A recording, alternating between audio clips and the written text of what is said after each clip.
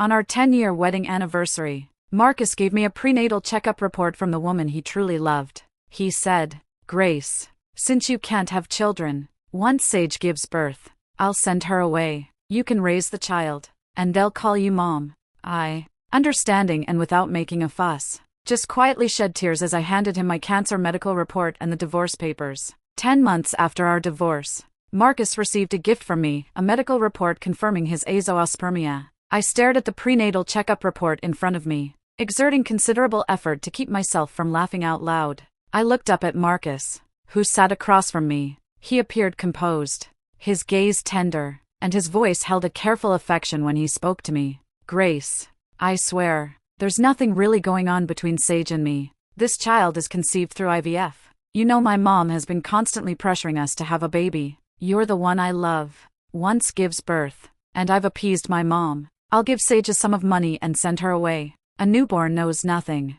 If you raise him from infancy, you'll be his real mother." Marcus's seemingly candid yet cautious demeanor made it appear as if he was considering my feelings in every way. If I hadn't personally seen him and Sage go into a hotel room together, and then, finding that not thrilling enough, bring her back to our home, I truly would have believed Marcus. I lowered my head, forcing myself to recall the saddest moments of my life, just so my eyes would well up and shed tears. I said nothing, simply weeping silently. Marcus panicked. He quickly sat beside me, grabbed a tissue, and dabbed at my tears.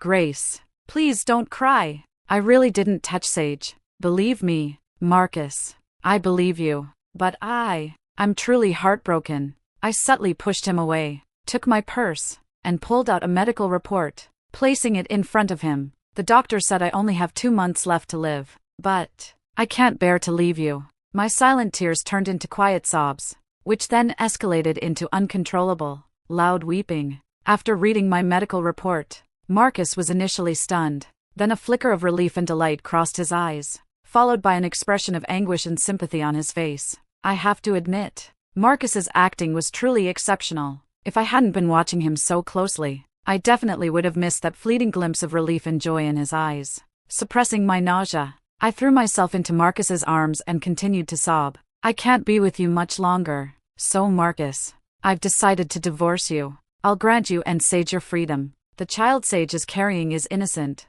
As someone who's dying, I won't hold on to the title of your wife. And don't let this child become illegitimate. Marcus, please sign the papers." After hugging Marcus for a moment, I tearfully pulled away from his embrace and produced the divorce papers I had already prepared. I pushed the divorce papers toward Marcus. "I don't want anything. I just want Marcus to spend the remaining 2 months with me." Marcus reached for the divorce papers to read them, but I quickly grabbed his hand. "Marcus, don't you believe me?" "No, of course not." Though hesitated, he still picked up the pen and signed his name. As soon as he signed, I put away the divorce papers. "Marcus, let's go get our divorce certificate now, before City Hall closes." Under my tearful, desperate pleas, Marcus went with me to City Hall. In less than 10 minutes, we had our divorce certificate. When he received the divorce certificate, Marcus's lips curled into an involuntary smile. I knew Marcus would be eager to share this good news with the woman he truly loved.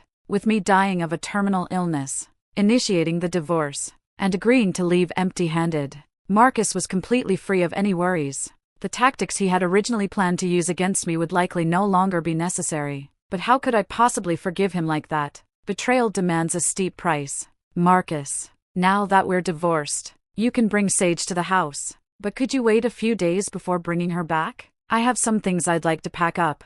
I wiped away my tears and, still choked with emotion, said, "I don't have much time left. I just want Marcus to spend these last 2 months with me." "Grace, don't say that. Even though we're divorced, I'll always love you." "I know. Thank you, Marcus." I looked at Marcus with eyes full of love. "I'd like to meet Sage, if that's okay?" Marcus hesitated. Then, probably unwilling to refuse a cancer patient like me, he nodded. So, half an hour later, I was sitting across from Sage. Sage's stomach was still flat, but she was indeed pregnant. My gaze remained fixed on Sage's belly, even though she was nearly a month along. Marcus chose our 10-year wedding anniversary to tell me. I knew this idea came from Sage. Sage had been plotting to take my place for a long time. After she returned to the country, She sought out Marcus again, knowing he was married. She added me as a social media contact. Then, every now and then, she'd publish a social media post visible only to me, deleting it about a day later. What she didn't know is that I had screenshotted and saved every single social media post she made, along with the photos she shared. Sage had prepared many tactics to force Marcus to divorce me. This time, emboldened by her pregnancy, she was arrogant enough to hand me the prenatal checkup report herself.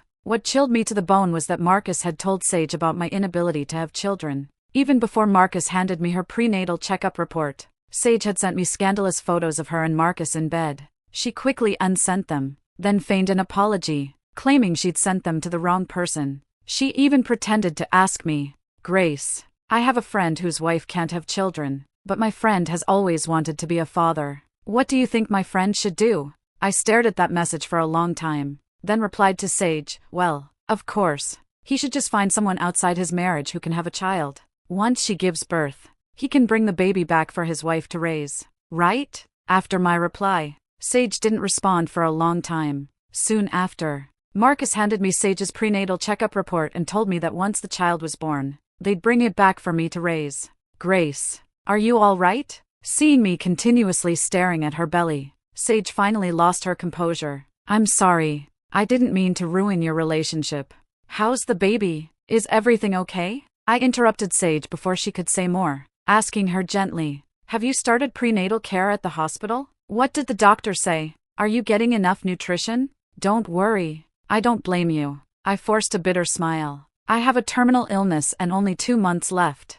Marcus and I have been married for 10 years, and because of my health, I was never able to bear him a child. Marcus has endured many criticisms from his mother over the years because of me. I feel so guilty, like I've truly let him down. Now that I know you're carrying Marcus's child, I'm truly happy. This way, after I'm gone, he won't be alone. He can finally be a father." As I spoke, my voice choked with emotion. I wasn't happy for Marcus.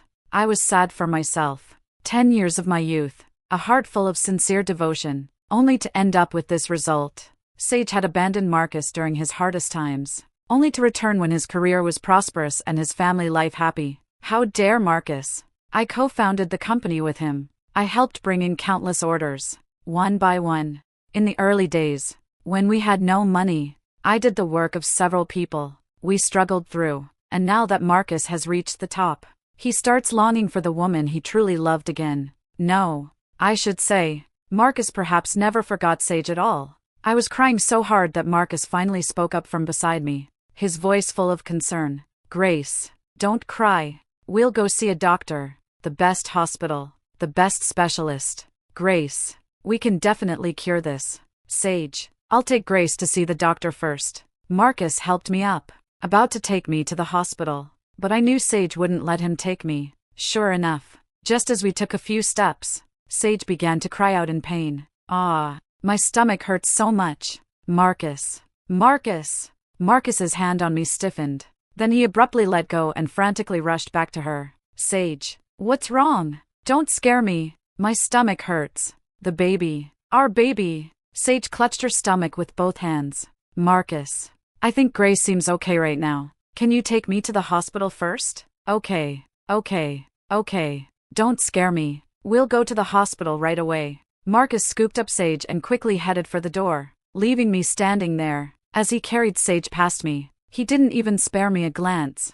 Once their figures disappeared, I wiped the tears from my face, turned around, paid the bill, and, as previously arranged, didn't leave the coffee shop until I had secured the footage from the surveillance cameras. Marcus's heart had long since left me. I hadn't come to see Sage to genuinely wish them well. How could a scoundrel and a manipulative woman deserve blessings? They belonged in hell together. Not long after Marcus left with Sage, I received a message from Sage. "Grace, since you have a terminal illness, why don't you just die quietly by yourself? Why cling to Marcus for your last 2 months? Grace, how shameless are you? Marcus doesn't love you at all. He never forgot me all these years." The moment I snapped my fingers, he was in bed with me. "Did you think we only recently got together? No, we've been together for over 3 years. Marcus told me you couldn't have children. I suggested he give you my prenatal checkup report as your 10-year wedding anniversary gift, and he agreed. Grace, does it hurt?"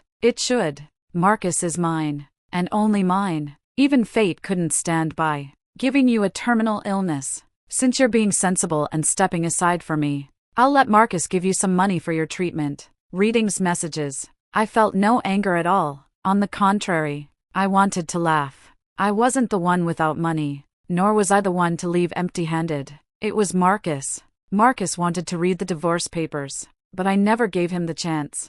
I refused to be like other women who, after being diagnosed with a terminal illness, tell no one and endure those agonizing last days all alone. While emotional pain is difficult to bear, it won't kill you. Real cancer, however, is the hardest to endure. I had always told Marcus that if he ever betrayed me, I would make sure he wouldn't get off easy. Marcus still felt guilty towards me, and that sliver of guilt was all I needed to exploit. As for having a terminal illness, with that scoundrel and manipulative woman perfectly healthy, how could I possibly truly die? I didn't reply to Sage's message. Instead, I called Marcus. He answered after a long delay. Hello, Grace. Is baby okay? I asked softly. What did the doctor say? Marcus was clearly taken aback. Then he remembered that he had left me alone at the coffee shop. I'm sorry, Grace. I was too rushed earlier. It's fine. I don't blame you. What did the doctor say? Are and her baby doing all right?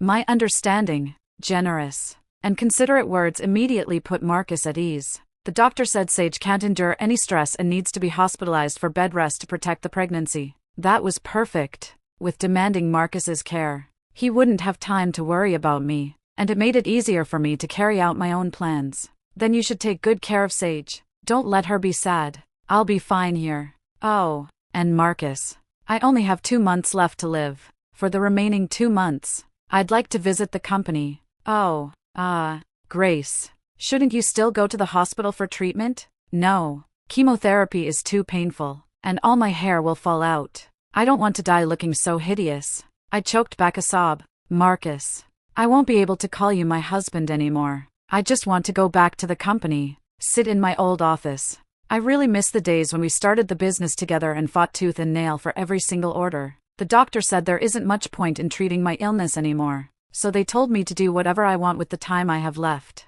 Grace, I'm sorry. Marcus was filled with remorse. It was the first time he had truly apologized to me after 3 years of cheating, but it was too late. I no longer cared. While I was taking care of Sage at the hospital, I packed up all my valuables and quickly began to liquidate our assets. I even put the villa we lived in up for sale. Ever since I found out Marcus had brought Sage back to sleep there, I hadn't wanted to stay in that place for another moment. Many things, once they happen, tend to happen again. After my first discovery, I quickly installed numerous surveillance cameras throughout the villa. Later, Marcus indeed brought Sage back to our home. Sage even wore my clothes and declared that if they were going to seek thrills, they should go all the way. They left behind passionate, filthy scenes on the carefully selected bed, the sofa, the carpet, in the bathtub, at the dressing table, in the walk-in closet, and even on the washbasin in our home. This place was as dirty as Marcus himself. Marcus, engrossed in the thrill of his affair with Sage, completely failed to notice that I hadn't had marital relations with him in a long time. There were a few occasions when he, probably out of guilt, tried to get close to me, but I always pushed him away with different excuses.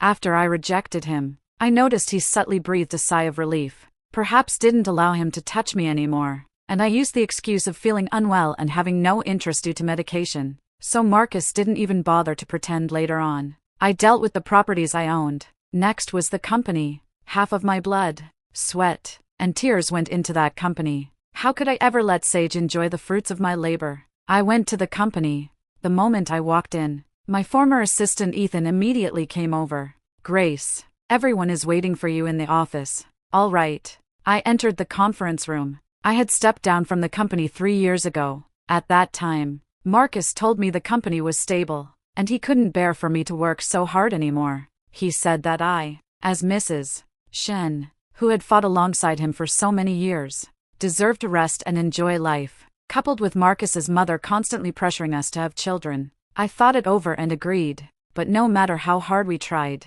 I couldn't get pregnant. I started to suspect there was something wrong with my body. After more than 2 years of worry and fear, I finally couldn't take it anymore and dragged Marcus to the hospital with me for a checkup.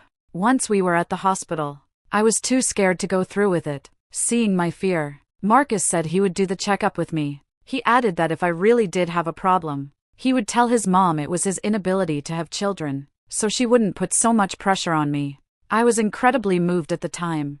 After the results came in, I didn't let Marcus come with me to see them. I went to pick them up alone, and then I saw the results of both my examination and his. There was nothing wrong with my body. The one who couldn't have children was Marcus. He suffered from azoospermia and would never be able to have his own biological child. I stayed in the doctor's office for a long time. By the time I came out, I had already hidden both diagnostic reports. Marcus was waiting for me outside.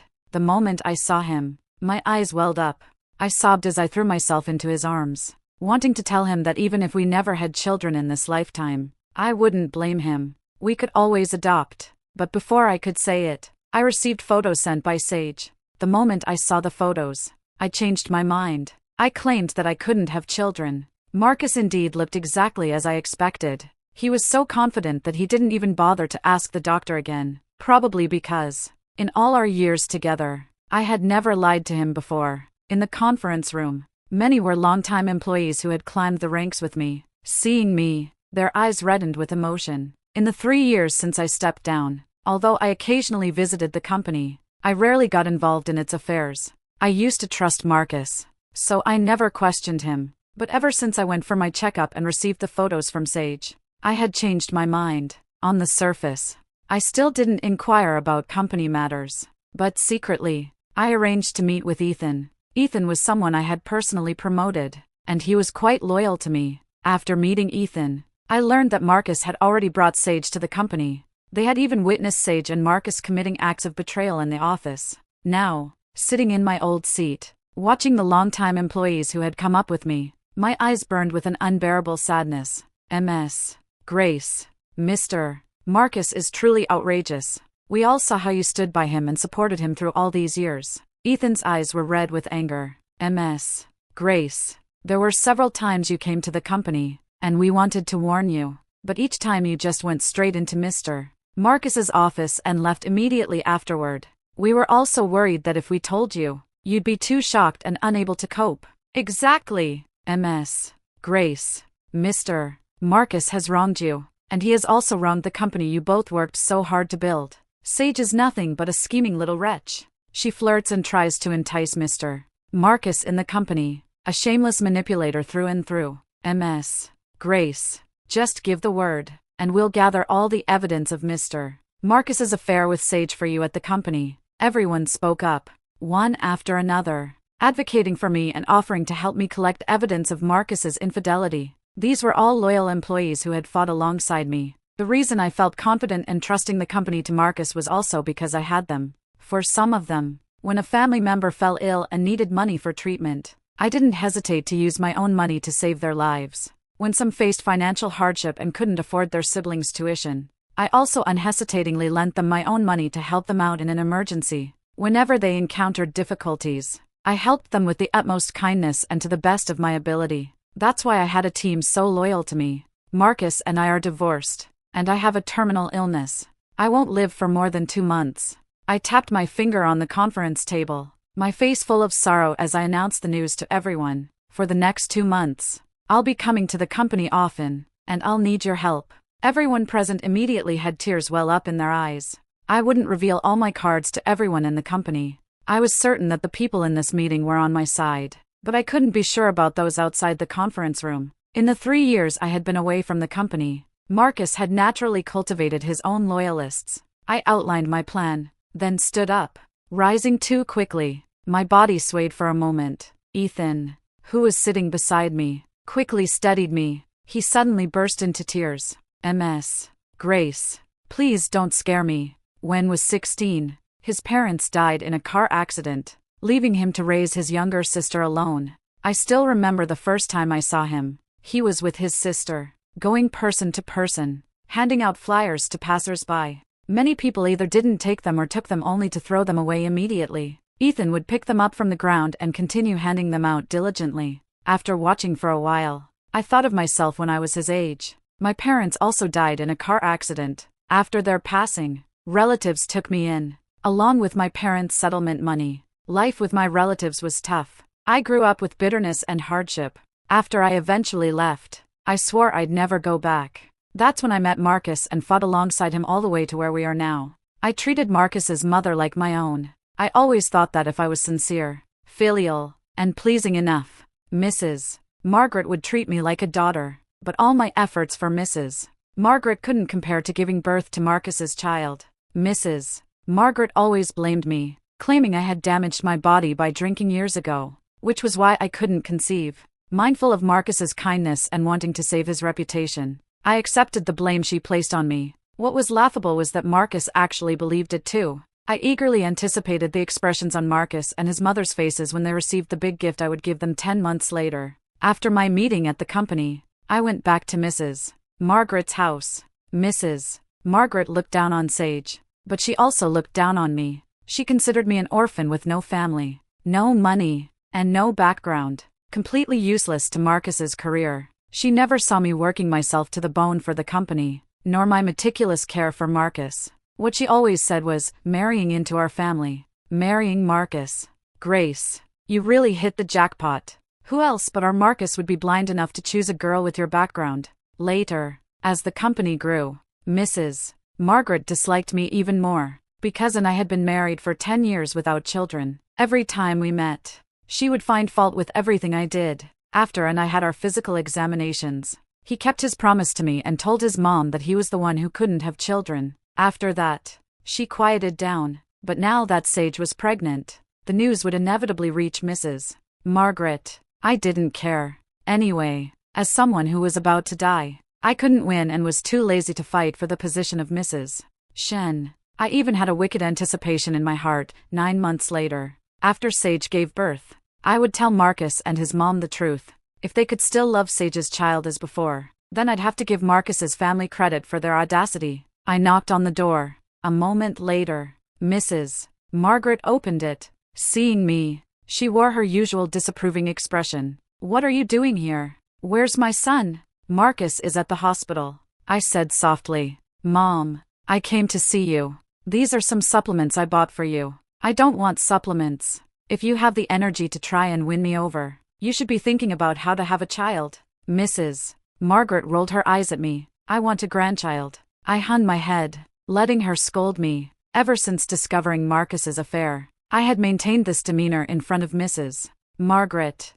Mrs. Margaret, seeing my lack of response, grew exasperated with my passive demeanor. "I'm talking to you. Did you hear me? Mom, I'm dying." I looked up, my eyes red, and stared at her. "The doctor said I only have 2 months left. Bone cancer. It's incurable." "What?" Mrs. Margaret froze. She clearly didn't believe me. "Aren't you perfectly fine?" I shook my head, choked back a sob. Then tears fell, and finally, I hugged her and burst into loud sobs. Before coming to see Mrs. Margaret, I had practiced for a long time at home how to choke my voice, when to let tears fall, which angle would appear most pathetic, how to control my emotions. Mrs. Margaret didn't like me, but her heart wasn't so wicked that she wished me dead. Because father had died of bone cancer, suffering greatly before his death, I stayed at Mrs. Margaret's house for a long time. Perhaps it was because my crying was so heartbreaking, or perhaps it reminded her of Marcus's father, but she put away her usual sarcastic remarks. She became uncharacteristically silent, sighing, and finally, repeatedly asked me if it was truly confirmed that my illness was incurable. I nodded through my tears, then hugged her, asking what Marcus would do once I was gone. "Mom, I don't have much time left. For the rest of my days, I want to stay here with you. Please ask Marcus to come home every day. I want to see him more." When I arrived, I had already sent a message to Sage, telling her Marcus would definitely be coming home to spend the evening with me. Out of respect for the dying, Mrs. Margaret couldn't bear to refuse me, so she called Marcus. Marcus was filial because his mother had raised him, toiling hard and never remarrying for his sake. She used to say that she didn't want Marcus to suffer the hardships often associated with step-parents. She'd rather work hard herself than have him feel dependent on others. Marcus might not listen to anyone else, but he would definitely listen to his mother. Marcus on the other end of the line softly agreed.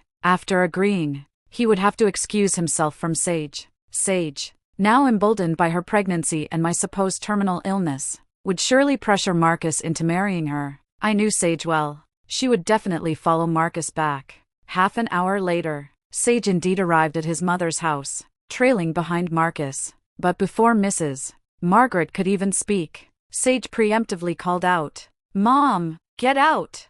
Who are you calling Mom?" "Marcus, what is the meaning of this? You know I dislike her, yet you brought her back." Mrs. Margaret snarled at Sage. Marcus quickly pulled Sage into his arms, carefully shielding her belly in particular. "Mom, Sage is pregnant, and it's my child. Grace can't have children, and Grace is dying," Marcus carefully explained. "Haven't you always wanted a grandchild? I'm going to be a father, and you're going to be a grandmother." Mrs. Margaret froze. She looked at Sage, then turned to look at me. I sat sobbing on the sofa. After a long while, I quietly stood up, walked over to his mother, and hugged her tightly once more. "Mom, I'm sorry. Forgive me for calling you Mom one last time. Marcus and I are already divorced. Sage is pregnant, and the child is innocent. I can't let that child grow up without a complete family. Mom, I grew up dependent on relatives. I love Marcus, and I can't let his child experience that same hardship." After speaking, I released Mrs. Margaret, then gave Marcus a deep look before turning to Sage. "Sage, I'm begging you, please treat Marcus and Mom well. After I'm gone, I'm entrusting them to your care. You don't need to tell me. I'll naturally take good care of Marcus and Mom." Sage caressed her belly, her eyes betraying a hint of unconcealed triumph. I, feeling crestfallen, quietly left alone. Marcus followed me out, looking as if he wanted to speak but couldn't find the words. "Marcus, please be happy," I said through tears. "Please take good care of Sage. The first 3 months of pregnancy are the most delicate, and she needs to protect the baby. It would be best if you don't go to the company lately. Just delegate any tasks to your subordinates. Grace, I'm sorry." In the end, those were the only words I received. I shook my head. "I don't blame you. I don't have much time left, and I want to travel a bit. Marcus, can you give me some money?" Marcus immediately took out his phone and transferred money to me. Likely out of guilt, he sent a substantial amount. He still hadn't realized that he was going to leave empty-handed, and furthermore, that there was a clause about relinquishing his equity behind that. All currently possessed was the money in his bank account. I wouldn't empty his accounts all at once. After all, if I did, what if Sage ran off? I was still waiting for Sage to give birth so I could present Marcus with his big gift, to provoke Sage and make her cling to Marcus.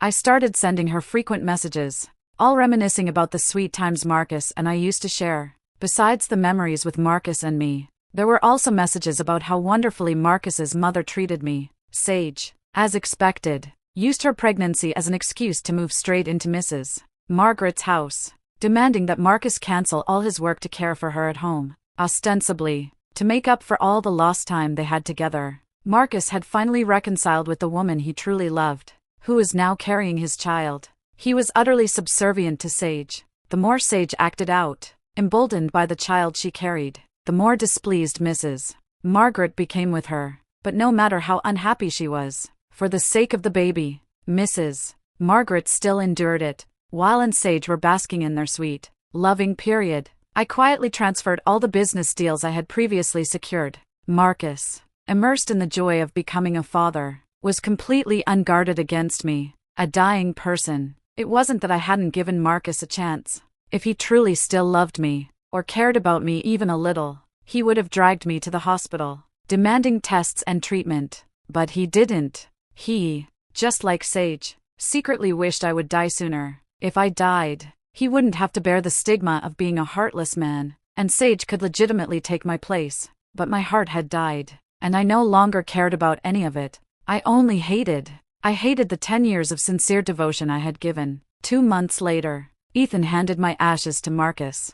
I sat in my car, watching Marcus support Sage, his expression clearly bewildered as Ethan presented him with my ashes. The next second, Sage forcefully knocked the urn containing my ashes from Ethan's hands. Wearing headphones, I could hear Sage's furious ranting. "How could you bring such bad luck?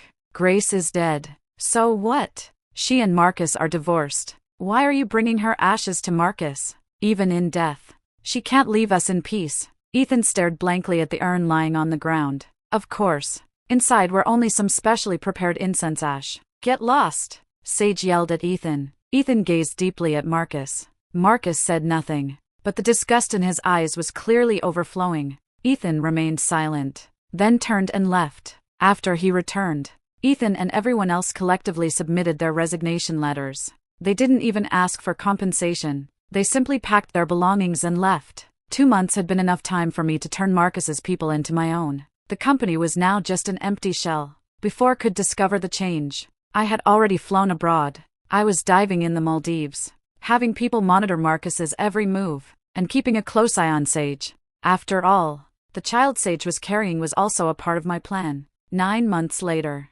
Sage gave birth to the child. A month after that, Marcus and Sage had a grand wedding. Ethan sent me photos of the wedding. Marcus was in a white suit, Sage in a white wedding gown. They stood on stage, gazing lovingly at each other, and under the direction of the MC, they publicly declared their years of affection for one another. See? Men are so fickle. He didn't even remember that the wife who had been with him for 10 years had only been dead for a few short months. I sent a message to Ethan. Begin. Ethan replied, yes, MS. Grace. Then, on the large screen behind Marcus and Sage, which had been playing various sweet moments of their acquaintance, courtship, and love, a diagnosis report for azoospermia suddenly appeared. On the report, prominently displayed, was Marcus's name. This wedding, given by Marcus for Sage, was also the baby's first birthday party. The child was being held by Mrs. Margaret, who, beaming, kept telling everyone that Marcus was now a father, and that she had finally fulfilled her duty to Marcus's family. The guests below gasped collectively, but it wasn't over. Following's azoospermia diagnosis report were various explicit photos of Sage and her boyfriend from abroad, and recordings and videos of the two of them discussing how to extract money from Marcus. After the footage of Sage and her boyfriend, came the various illicit scenes of Marcus and Sage in the villa during our marriage. Turn it off! Turn it off now! Sage suddenly shrieked at the top of her lungs, but the large screen couldn't be turned off. Finally, Marcus rushed over, yanked the plug directly, and the screen went dark. But what had just been shown was more than enough. Mrs. Margaret, holding the child, was utterly stunned. Ethan showed me the entire recording and, smiling, told me that Sage had even hired an influencer livestream with millions of followers, determined to let everyone witness her happiness and success. Now, Sage and Marcus were truly infamous. MS. Grace, do we need to continue with this charade at the company? No need to pretend anymore, I said calmly. Just proceed as planned. Half an hour later, Marcus received calls from his business partners, all demanding to cancel their collaborations. Mr. Marcus, we all attended your wedding, and frankly, we can't continue our partnership with your company. We hope you understand. Additionally, we'll need you to compensate us for breach of contract, as per the agreement. Within just 10 minutes, Marcus received dozens of calls, and every single one delivered the exact same message. Because I had instructed the partners to say that, Marcus was utterly humiliated. He couldn't even bother to deal with company matters. He just grabbed Sage and the child and rushed to a DNA testing center for a paternity test. Marcus paid a hefty sum for an expedited process, and the test results were ready in less than half an hour. He stared at the results, then violently slapped Sage across the face. The force of the slap sent Sage tumbling to the ground, then turned and ran. He couldn't believe it. He needed to go to the hospital. He needed to get re-examined. Ethan followed Marcus the whole time, giving me real-time updates. Marcus went to the hospital, and after his physical examination, the conclusion was identical to the big gift I had given him. No, this can't be. It's impossible. How could this be? Marcus frantically clutched at his hair in the hospital, muttering to himself, no, it's Grace. It must be Grace. Grace tricked me. She tricked me. It was then that Marcus finally remembered me. But what evidence could he possibly have against me? A dying woman with a terminal illness? I curved my lips into a smile, looking at the man sitting beside me. Sage's ex-boyfriend, Alex. Congratulations. You're about to reclaim what's yours. Alex scoffed. Sage is a total bitch. Who would want her? Actually, I should be congratulating MS. Grace. MS. Grace is the real winner here. I raised my glass to Alex and then drained the wine in one gulp. Sage would never know, even until her death. That when she was seducing Marcus. I had already found her boyfriend abroad and, together with him, orchestrated this entire scheme specifically for her and Marcus. Marcus's company went bankrupt, and his wedding to Sage became a laughingstock for everyone. It was then that he realized he had lost everything. Mrs. Margaret, Marcus's mother, collapsed from a fit of rage at the wedding, was rushed to the hospital, and later suffered a stroke after waking up. Sage frantically called Alex's phone, but he hung up and then sent her a photo. It was a photo of me and Alex meeting 10 months ago, raising our glasses. Sage instantly went insane. She took the photo, clutching the child, and went to find Marcus. Marcus returned to the villa that he and I used to share, only to find that it had already been sold. It was only then that he remembered the divorce papers I had signed with him. After he dug out the divorce papers and read them carefully, he collapsed onto the floor. Finally, Marcus went back to his mother's house. Sage stood crying at the doorway, holding the child and showing him the photo. Marcus, we were both tricked by that bitch. Grace. Marcus slapped Sage. Bitch. You're the bitch. Marcus yelled at Sage. If it weren't for you, how would I have ended up like this today? My mother even had a stroke because of you. Bitch. You're the bitch. You're a jinx. A total slut. Sage also went mad. She put the child down on the ground, then lunged at Marcus, fighting him. How dare you say that to me? Aren't you responsible too? Did I make you cheat on your wife? You useless man who can't even have children. What right do you have to talk about me? You useless man who can't even have children. Sage's words instantly struck Marcus's raw, sensitive nerve. Now everyone knew he was useless because he couldn't have children. He lunged at her, his hands clamped tightly around Sage's neck. It was Grace. Grace planned this. Sage desperately tried to show Marcus the photo, but his eyes were bloodshot, and he wasn't listening to anything she said. Slowly, Sage stopped breathing in Marcus's hands.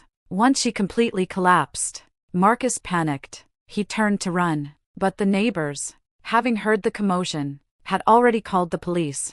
Marcus was arrested for intentional homicide and sentenced to life imprisonment. When I heard this news, I felt a deep sense of irony. I had hoped these two would be tied together for life, but who would have thought one would die and the other go to prison? Alex, after all, was the father of Sage's child. He returned to the country to take the child, fulfilling his responsibilities.